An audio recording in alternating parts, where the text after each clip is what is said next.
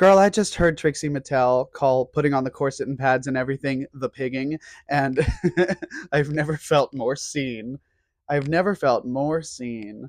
Although talking about pigs while I am dressed in so much pink is not really doing my self esteem any favors.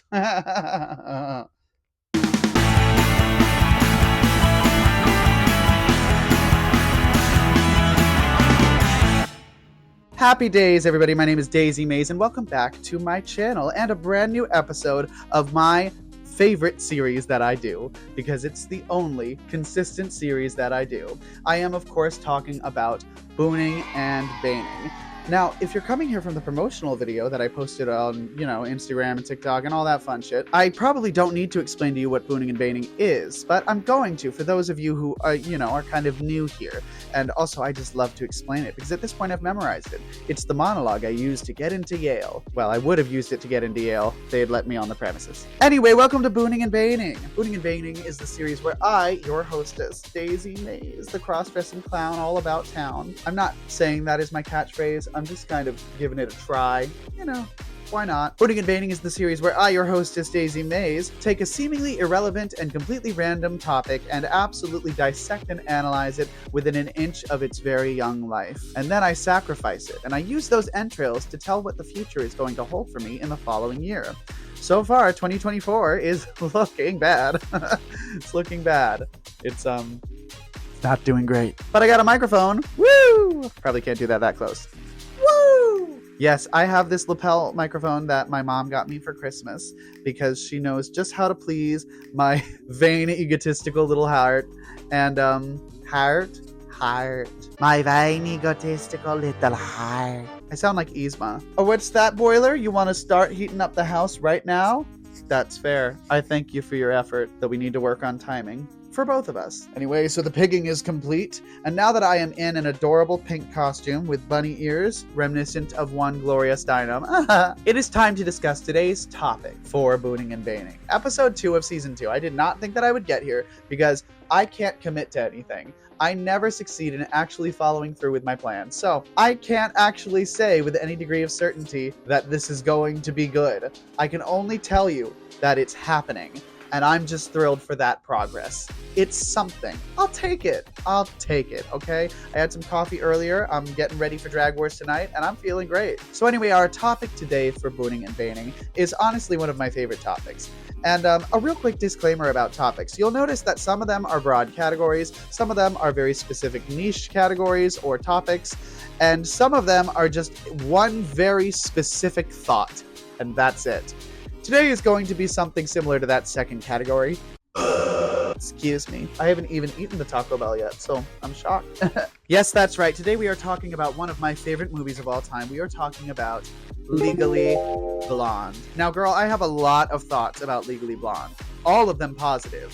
Keep it positive as you smack her to the floor. For example, I am currently playing Professor Callahan in Brookdale Performing Arts Center's production of Legally Blonde the musical. This is a really fun show, and I've always known that it was. I love the movie. I loved the Search for Elwood series. It was very strange. Very strange to see. It's always weird when Broadway segues into reality TV territory. It's kind of like your grandma running a marathon. It's like, yeah, she's in great shape and she can probably do it, but it's just weird to see her trying, I mean, good for her. Good for you, Helen. You have a wonderful time. You're gonna make it to the end. Love you, Grandma. So Legally Blonde, the absolute epitome of like cute girl, Barbie core, 2000s glam. Honestly, I go back to Legally Blonde many times over my life. Just for vibes, yes, but also in order to get ideas for costumes. Like, the 2000s they had some misses, definitely, of course, but they also had some incredible hits. All right. And Legally Blonde, I think, does a great job of showcasing a lot of those. So let's get things started off positively. Keep it it positive. I just love that song.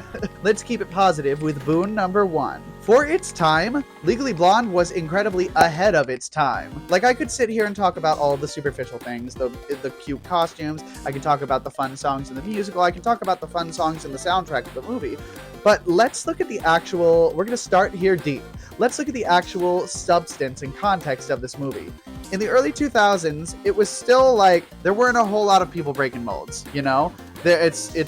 Everybody was essentially, had found their stereotypes over the last century or so, and we had finally like solidified them and stayed in them.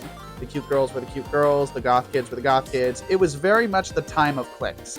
And Legally Blonde really did a great job of subverting that trope. Legally Blonde presented us with Elle Woods, a girl who is Delta Nu chapter president. You know, she's head of her sorority. She's championed Shop for a Cause charities. She's like all Barbie, Malibu Barbie pink. It was really empowering to see a girl who is a typical girly girl go into a field that is predominantly male dominated, or all of the women in it have to be pretty masculine coded, or like just sacrifice their womanhood and their femininity. It was so refreshing to see somebody who got to hold tight to their femininity and bring it into their process and have it actually serve them in the end. If you guys haven't seen Legally Blonde, what the fuck are you doing? First of all, what are you doing here? How'd you get here without going there first? I don't know, that's just confusing to me. And secondly, go watch it right now. I think it's free on Netflix right now. Well, it's not free on Netflix. I mean, Netflix is not free, but I think it's on Netflix right now. So go watch it. It's so good. I watch it sometimes just to feel good. It's, love it. By the time this video is posted, it might not still be on Netflix, but I promise you, it's worth the $3.99 or whatever the fuck it is on YouTube. It is worth it. I've switched microphone hands. Oh. So now we'll get on to Bane number 1, which is, despite the fact that this movie was very much ahead of its time for its time, unfortunately, it's mostly just remembered as a chick flick, which, yeah, I guess to an extent it's a chick flick, and there's nothing wrong with chick flicks, but like, whenever something is called a chick flick, it's really code for, this is feminine, therefore it's bad, you know? It's why drag queens get a lot of shit from even other gay guys, you know? Other people in our own community. Because it is viewed as the most sacrilegious thing to sacrifice your privilege, your male privilege, in order to embrace femininity. So it's wild for somebody to see somebody like me dressing up like a woman voluntarily, and a clown at that, and they think it's like me sacrificing everything that made me great. And I'm like, no, this is what made me great. And this is what makes Legally Blonde great. Most people remember it as a chick flick, but it had a lot of depth to it that is unfortunately still relevant today. It's relevant in the same way that Mean Girls will always be relevant. And no, I don't want to talk about the musical right now. I love the musical version. I don't want to talk about the musical movie, to be specific. You know I have thoughts, girl. You know I have thoughts. So anyway, Bane number 2 is that its legacy is really only known in its truth to those of us who have been fans the whole time. And it's just such a shame. A lot of people could really benefit from watching this movie. Because, you know, you look at the themes of this movie, and you can find a lot of the same themes in a movie like My Cousin Vinny. Do you remember when she's up on the stand and she just gives that, like, flawless execution? It's even set in a courtroom. Girl, those final showdowns both times are, like, it's the same movie with, like, different filters over it. So why do we shit on the pink one and not the beige and navy one? I wonder why. So that sucks. But Boon number 2 ought to cheer us up a little bit. Girl, the fashion. The 2000s fashion. I gotta talk about it. At least a little bit. I'm not Modern Girls. I'm not a fashion channel. Obviously, look at me. Oh, but this is Forever 21, so nobody can tell me I'm not trendy. It is 90% off Forever 21 because the Forever 21 by me was going out of business. But, you know, I'll take what I can get. Literally, I'll take it. And I'll sprint. They didn't catch me at all because I paid for it. I got like $300 worth of stuff for like $30. I think I said 400 in one of my makeup videos. That was incorrect. That was incorrect. Sorry. I think it was like 300 for like 28, $30, something like that. Probably closer to like 31, 32. The number keeps changing. The whole story's falling apart. But fashion. Speaking of Forever 21, Forever 21 is very reminiscent of modern days like LA aesthetics. It's very California, very Valley Girl, yada, yada, yada. Legally Blonde is a perfect time capsule of like the 2000s Valley Girl. And you'll notice a lot of the looks are very similar. You see a lot of the same color palettes, a lot of muted, a lot of whites, a lot of hot pinks and pale pinks, a lot of bright colors that you could see on a Barbie doll. You know what I mean? You know what it is? The 2000s were way more bright, and as we got to the 2020s, it's become a lot more muted.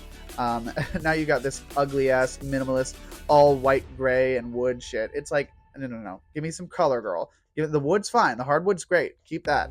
But fucking gray and white minimalist nightmare. Ugh. Makes me want to kill myself and everybody who lives there. And maybe I will. You don't know what I'm capable of. You don't know what I'm capable of. I'm capable of putting on bunny ears and a Forever 21 dress, so there's nothing out of the woods for me. But yeah, the fashions displayed in Legally Blonde are like a wonderful little peek into like high 2000s. It's camp. It's basically camp at that point.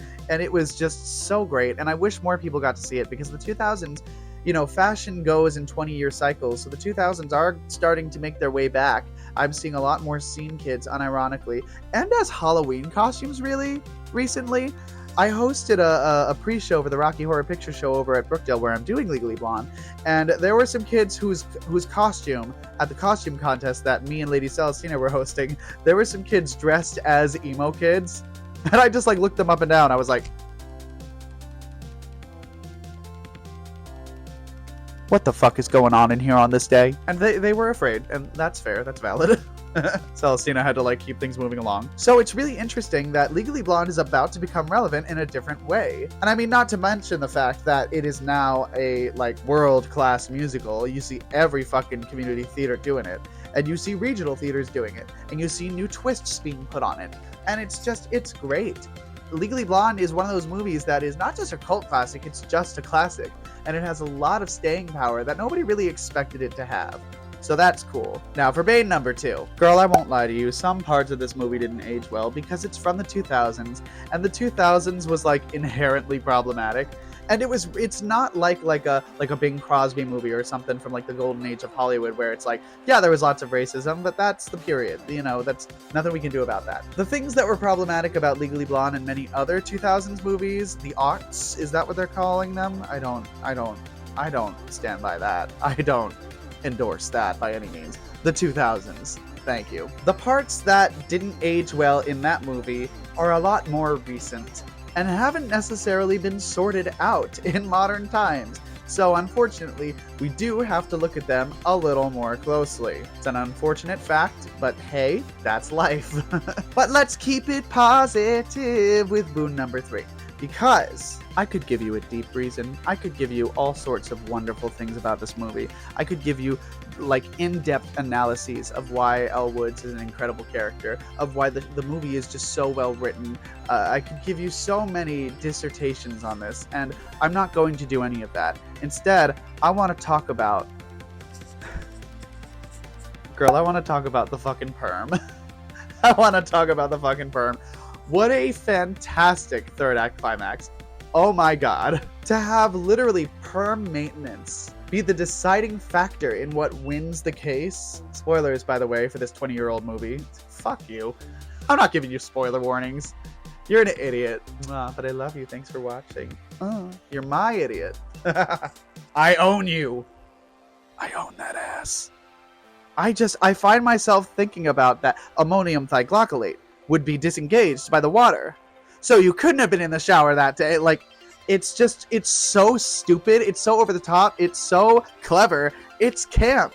That's what camp is. Yes, it's over the top and exaggerated, but it's also clever. Camp has a sense of humor, and it's intelligent. It looks ridiculous in the same way that clowns look ridiculous. And then sometimes, hello, they have brains and choose not to use them. That's camp. Having a brain and instead deciding to do something stupid because it's fun. So yeah, I love this movie. But Bane number 3, I love this movie. I'm having a hard time finding any negatives for it. That's why I picked these topics so that I can just rant about stuff that I like. Because otherwise, girl, we'd be having a rough time of it. I guess Bane number 3, isn't Reese Witherspoon kind of a bitch now? I don't know. I just heard that. That's a guess. Don't endorse that without proof. Like I'm doing right now. I just heard that at some point, and I hope it's wrong. But wasn't she going off on somebody do you know who I am? Wasn't she being a Karen? I feel when you're a hot, cool, sorority, very much the it girl type, I feel You either become somebody who's like very grounded and down to earth, or you become a Karen. It seems like there's not really an in-between there, and I wish there were, because damn. So anyway, overall, for Legally Blonde, I think you know that I have to give it a 100% boon. Girl, this movie is lit.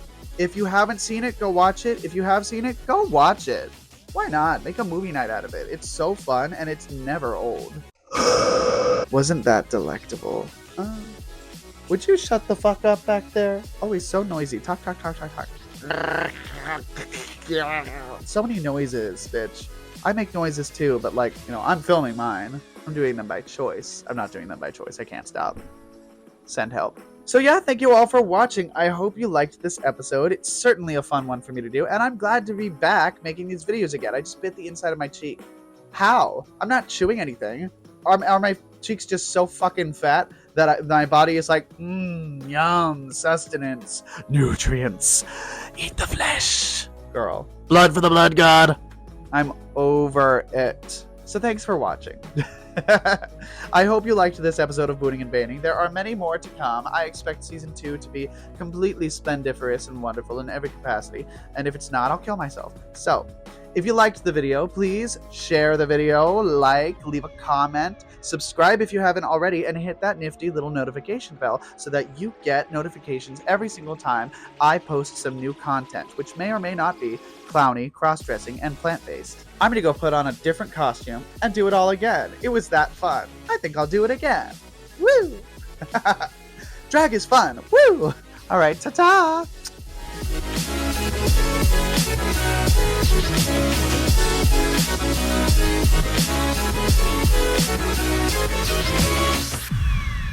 Eat it! Hoops! I did the Peace Corps oversee inoculating refugees and family clinics that I built myself from mud and trees. I saved the, I fought to clean up their lagoons and save their rare endangered loons and led a protest march against insensitive cartoons. But now I'm on the legal track because this country's out of whack and only women have the guts to go and take it back. We'll this, and get more people voting green and really stick it to the phallocentric war machine. Oh my god, I love your top. It's so fatigue chic. My god, everybody! Snaps! First day of Harvard Law! Ooh. Hi, I'm Elle Woods. And this is Bruiser Woods.